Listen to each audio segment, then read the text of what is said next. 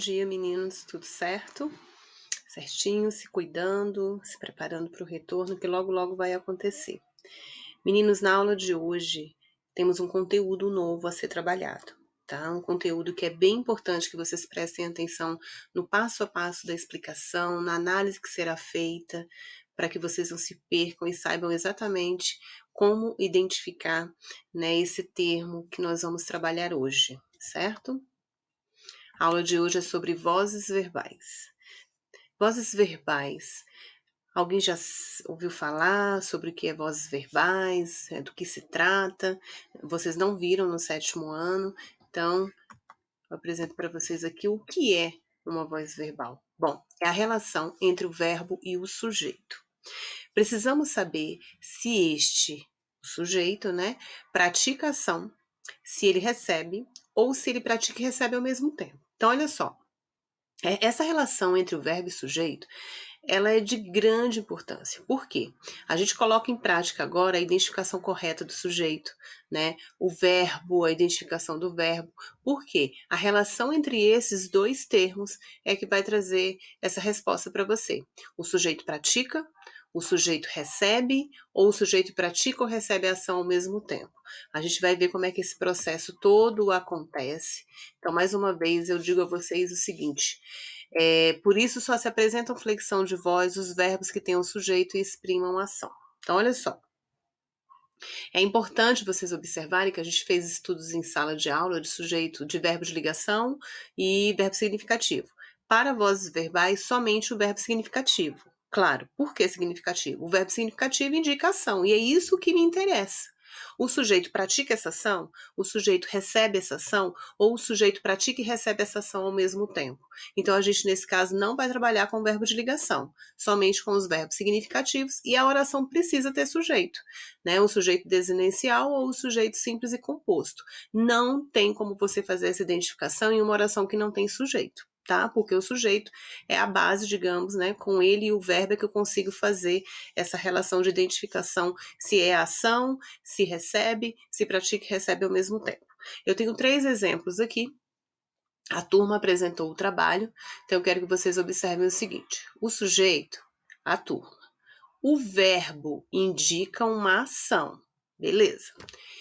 Esse sujeito, ele pratica ou ele recebe essa ação? Ele pratica. É a turma que está fazendo a apresentação do trabalho, então um ato vindo da turma. Quando eu chego no exemplo de baixo, o trabalho foi apresentado pela turma, já muda. O sujeito é o trabalho, mas ele não age. O sujeito, ele recebe a ação de ser apresentado pela turma. Então, observe como o sujeito é importante na identificação. No caso do terceiro exemplo, a criança feriu-se com um brinquedo. A criança é o sujeito. Então, vamos ver aqui no verbo se eu tenho uma ação. Tenho. Ela praticou o ato de ferir. Então, eu já sei que ela pratica essa ação. Quem ela feriu? A ela mesma. Então, observem que aqui eu posso ver que ela pratica e ela recebe essa ação, certo? Então, nos 3 exemplos, como eu disse aqui, o verbo tem que exprimir ação. Tá aqui, apresentou é uma ação, foi apresentada é uma ação e feriu é uma ação, tá? A partir, né, dessa identificação, a voz verbal ela leva em conta essa relação existente entre o verbo e o sujeito, ela pode se classificar de 3 formas. Então, a gente identificando essa relação do sujeito de praticar, de receber ou de praticar e receber ao mesmo tempo, há uma denominação para isso. Eu tenho 3 tipos de voz: a voz ativa, a voz passiva e a voz reflexiva. Lembrando que a base dessa classificação é o sujeito e o verbo, beleza? Então vamos começar aqui pela voz ativa, tá?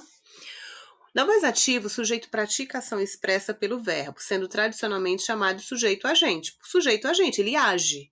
Então, no exemplo, o professor adiou a prova. Quem foi que adiou essa prova? O professor. Esse é meu sujeito. Eu digo que ele é um sujeito agente porque ele pratica a ação verbal. Qual é a ação verbal? Adiar. Foi ele que praticou a ação de adiar esta prova. Então, tendo como base o meu sujeito e o verbo de ação, eu digo que essa voz é ativa porque o sujeito ele faz o quê? Ele pratica essa ação. Então, ele é um sujeito agente.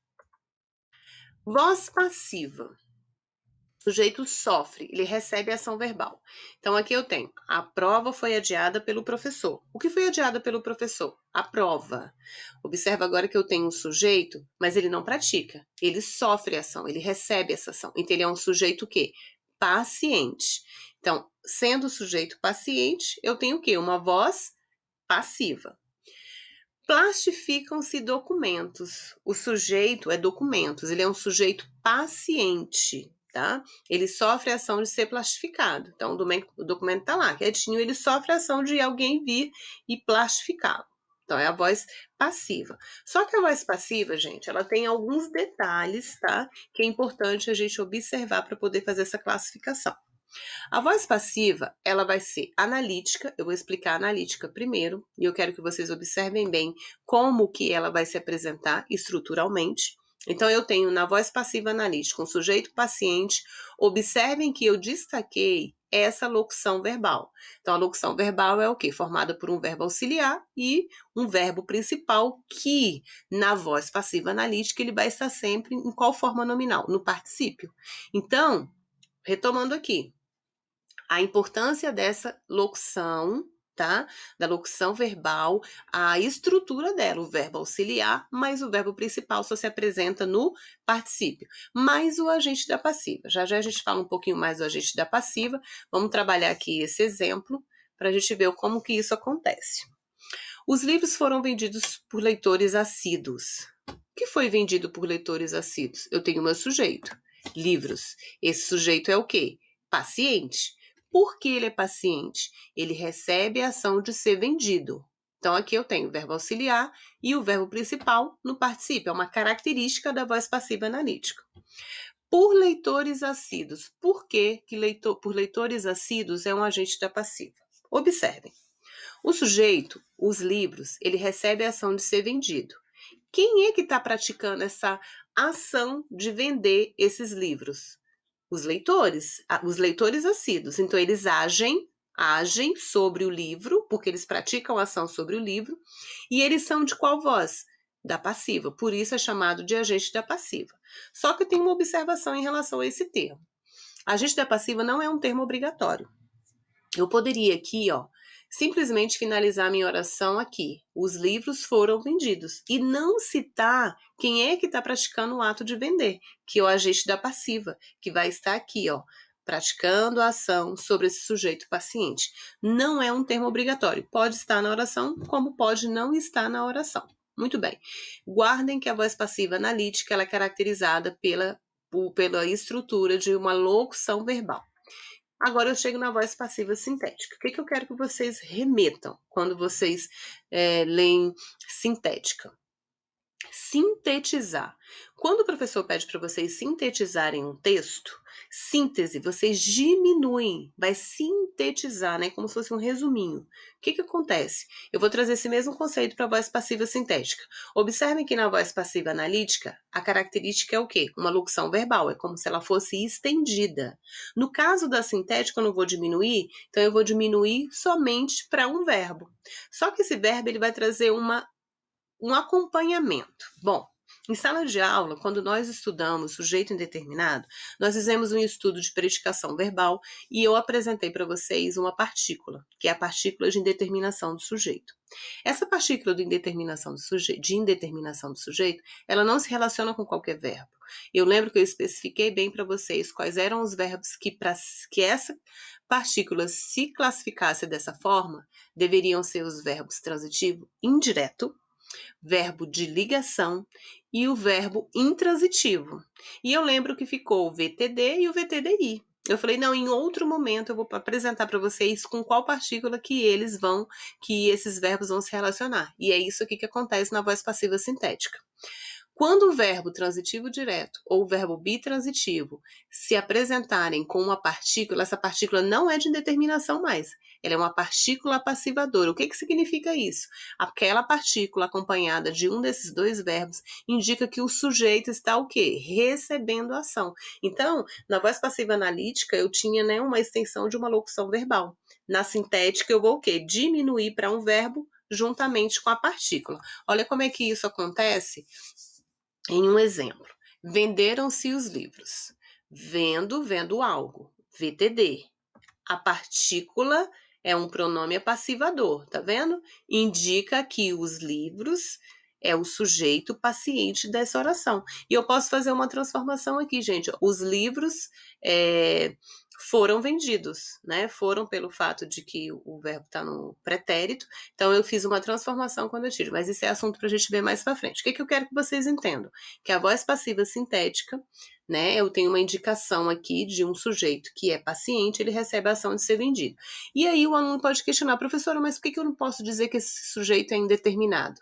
Por causa do verbo, gente. Primeiro, o sujeito indeterminado, o verbo só se apresentava na terceira pessoa do singular.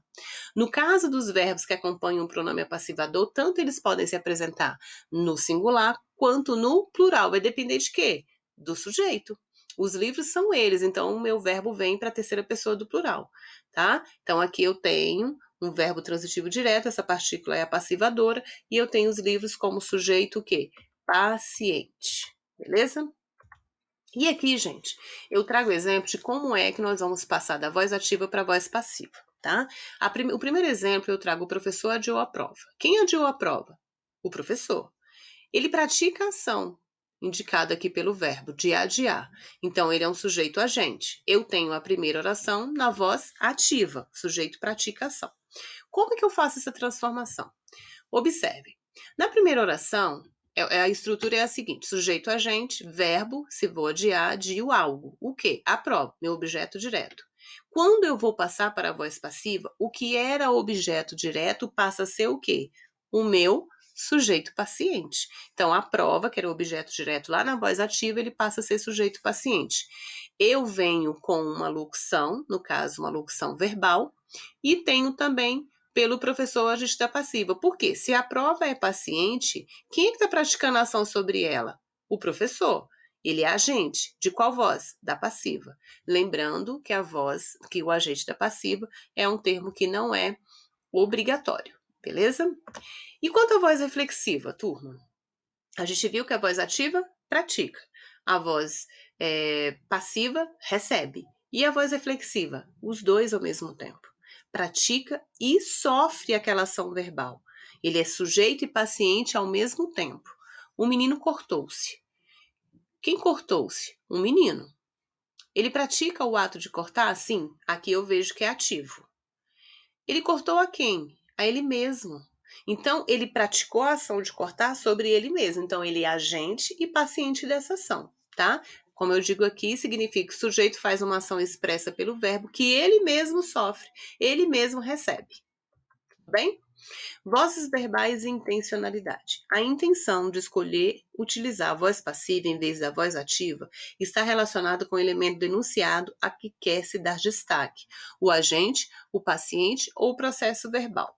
Eu tenho um exemplo aqui, meninos. Igreja de 1876 é incendiada por vândalos no Chile. Qual é o sujeito dessa oração? Igreja de 1876. Nesse trecho, a voz passiva, ela tem uma função, a função de realçar quem foi que sofreu a ação nesse caso. Então, a estrutura foi feita dessa forma porque eles querem dar realce a quê? A igreja, que foi incendiada. No caso, o intuito fosse salientar os responsáveis pelo incêndio, nós teríamos o quê? Uma voz ativa. Olha aqui, vândalos no Chile incendiaram a igreja de 1860. Ela vai para o final da oração, por quê? O meu destaque agora, o sujeito é vândalos, porque eu quero dar destaque a quem foi que incendiou essa igreja. Então, observe, na voz passiva, o destaque foi para a igreja. Quando eu troco, né, eu faço uma reestrutura da frase, eu quero dando destaque a quem praticou a ação, aí eu uso a voz ativa, beleza? Meninos, vejam só.